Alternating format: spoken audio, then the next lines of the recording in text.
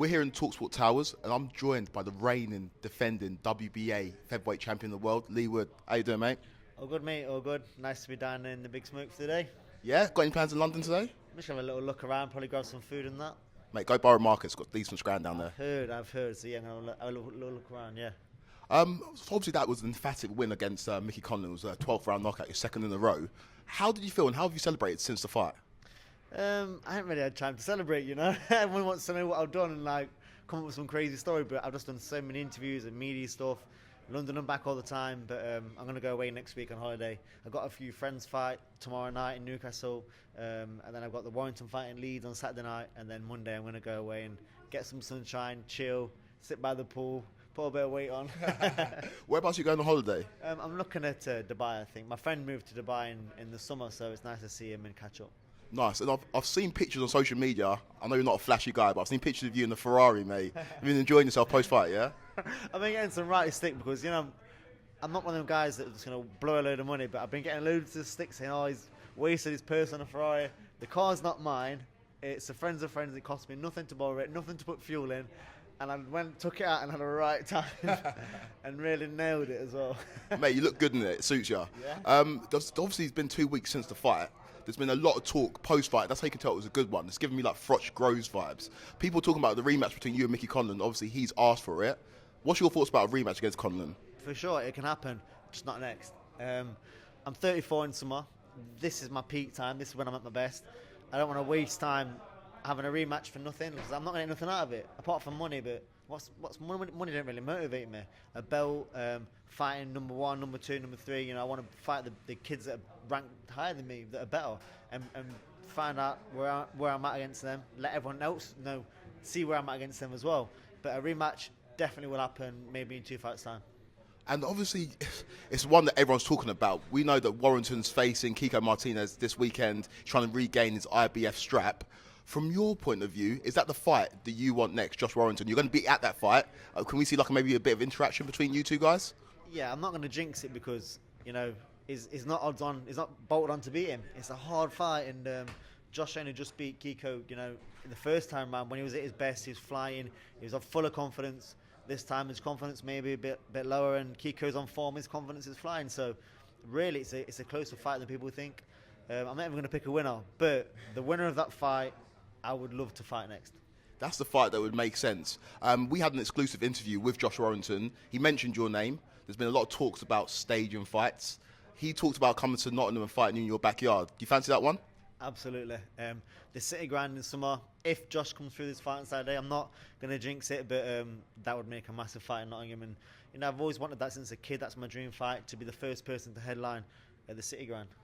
And if the fight couldn't happen in Nottingham, but it was Ellen Road, would you be willing to travel and get on the road and face Warrington in his backyard? Possibly. We'll do what we have to do, but I want to dig my heels in and say, Forest Ground and the Forest Ground owner. I was looking at some footage that Ben Davidson put up, and it seems like you practiced a shot that knocked Conlan out. Was that something you rehearsed a lot in the build-up to the fight?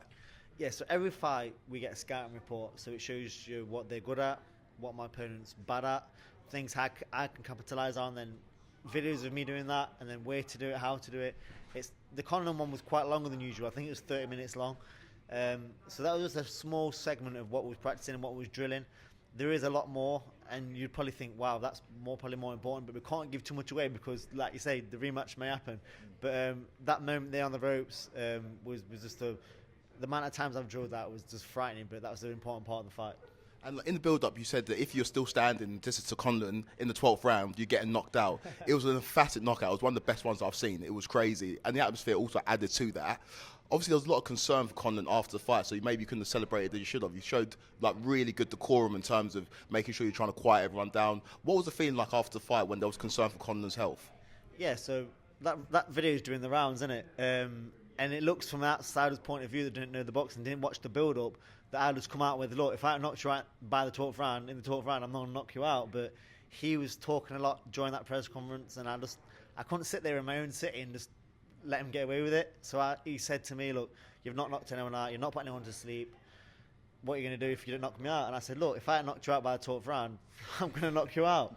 But look, as soon as I did knock him out in the 12th round, I landed the shot, I celebrated, then someone said, look, he's not got up. I said, oh no. Then straight away, emotionally and just everything kind of just went out the window. I just wanted to know he was all right, because as soon as I landed the last shot, I didn't see him again, even for hours later, because he went, stretched it out. So I was thinking, I hope he's all right, because we want everyone to go home safe to the families and that, and it's just a hard time, because I've just won, but at the same time, like, I couldn't celebrate.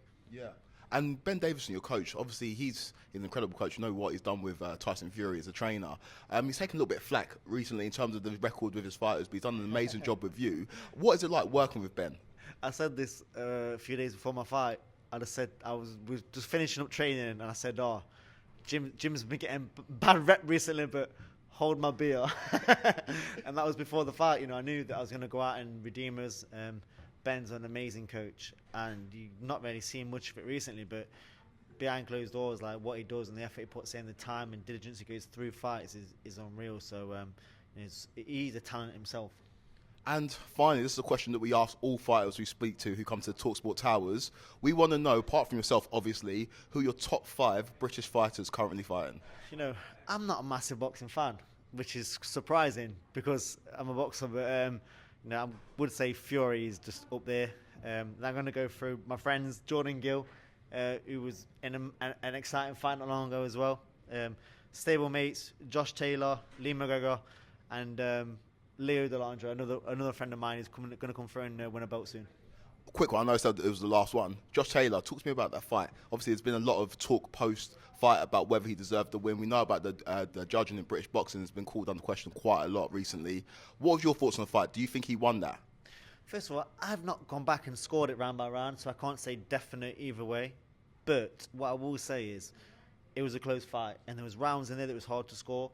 And if you watched it as a British fan, especially the British public that's not a massive boxing fan but watched the fight, a very biased commentary with Adam Smith, or even rounds that Josh may have won, may have staged you to think that Jack won. So if you watch it without the commentary, try and score it and look at who won that round, and there will be some very, very close rounds in this, so it is very controversial. That's why it was a controversial fight. If you look at all the judges couldn't have got it wrong.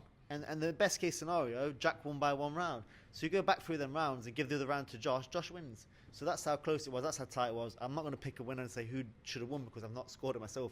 I've not had the time to do that, and I probably won't get the time to do that. But that's my opinion on the fight. Nice one, mate. Thank you for joining us. Thank you.